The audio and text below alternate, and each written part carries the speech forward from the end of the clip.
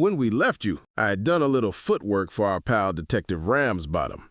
I had gone into the probable scene of the alleged crime and done some reconnaissance as to the source of the illicit ding-a-ling pills. In my research, I had gained some suspicion that the owner of this store, or someone close to him, was behind the whole shit. What I had not noticed until I had a chance to sit down and relax, however, was that there was no UPC barcode on the back of the package. This suggests for sure that this is someone's basement/garage operation, perhaps as a fake-it-till-you-make-it kind of deal, where one goes into business under the radar until they have a proven winner and then they go legit.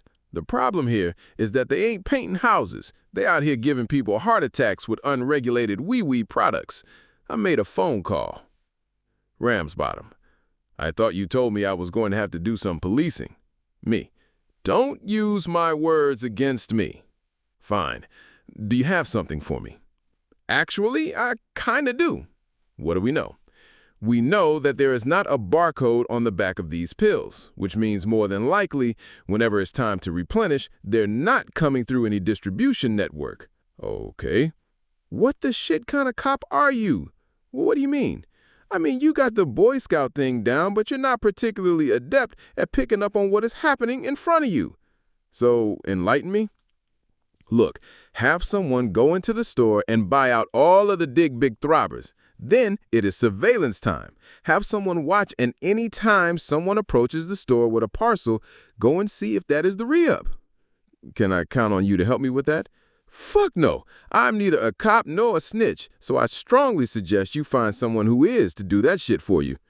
But you were helping so well, and you have gotten the help you gonna get out of me to this point. So I guess this is what you mean by do some policing, huh? Bingo. Well, here goes nothing, I guess. Good luck. True to the high-level instructions I gave him, Ramsbottom had one of his partners go into the store and buy $15 worth of gas and all 10 remaining packs of the big throbbers in the case. Inconspicuously, he gassed up his car and drove off. From across the street, Ramsbottom and his partner watched, stakeout style, waiting for someone to come with a parcel or delivery. An hour passed, 2 hours, 4 hours, sundown came. The store closed at 11 p.m. Due to open at 7 a.m. the following morning, the owner's son arrived at 6:45, and our Boy Scout was out there watching as he removed a large Rubbermaid bin from the back of his SUV and carried it in the back door. Ramsbottom waited approximately 30 minutes and went into the gas station to get a cup of coffee. As a courtesy to police officers and to keep cops willing to just be around their places to help stave off robbers, the cop cup was free to him as an officer of the law. What the store owner's son wasn't aware of, though, was that Ramsbottom wasn't in there to collect his caffeine freebie, but to lay eyes upon and confirm just who was refilling the case behind the bulletproof glass with the Winky invigoration tablets. And now he had his probable suspicion. He made his exit and called me. Ramsbottom, it's the son. Nah, I only got girls. Granddaughters, too. My last name dieth with me. What? Nothing. Okay, well, it is the son who is selling the pills out of his dad's store. You think the dad knows? I don't know. The son was working in the store alone when I went in. You went in? Don't worry. I just went in for a coffee and looked at the case while he told me I didn't have to pay for it. Whew. So now what? You are the law. Go do law shit. I'm only here right now to hold you to owe me a favor later. Just go do some investigating. But don't they not teach y'all anything other than intimidation and Fourth Amendment violation at the academy?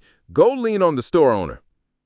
And if he doesn't know anything, he corrected my mispronunciation. He knows something. That's right. Now go do work. Flip note.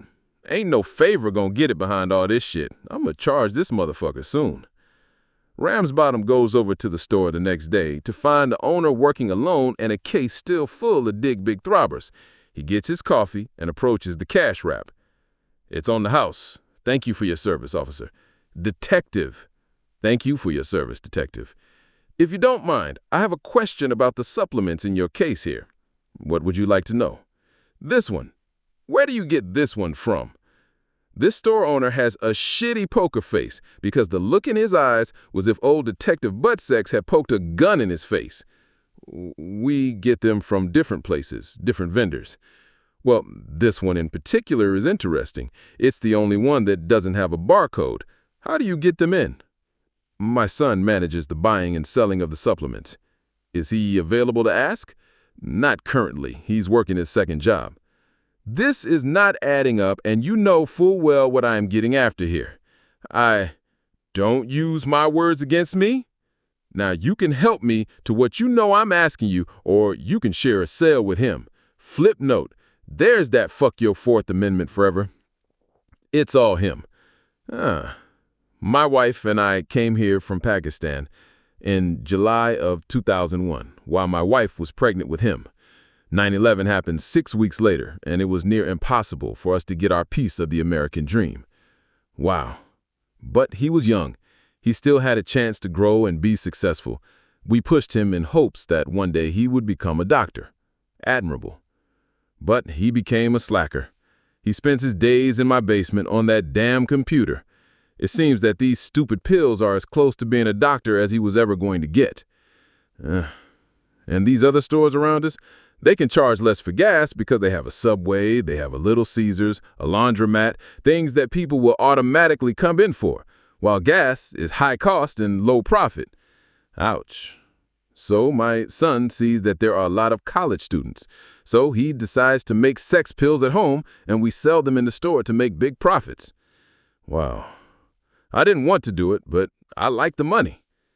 Are you willing to say this on record, like at the station or when I come back with a warrant? At this point, I just want that loser out of my house.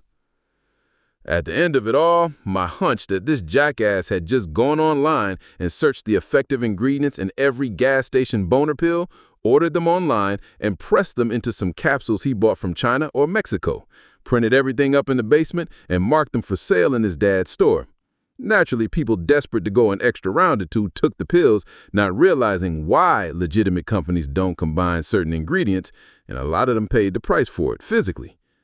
Needless to say, when the good detective ran that conversation back to me, I laughed until I hiccuped until I coughed, and coughed until I had a minor asthma attack and needed my rescue inhaler.